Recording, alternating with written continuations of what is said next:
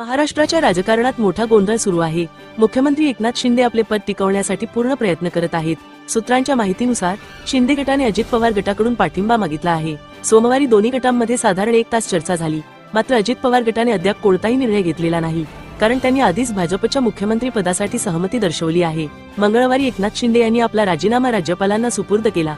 राज्यपालांनी त्यांना कार्यवाहक मुख्यमंत्री म्हणून काम करत राहण्यास सांगितले आहे। दरम्यान पुढच्या मुख्यमंत्र्याबाबत तर्कवितर्क वाढले आहेत।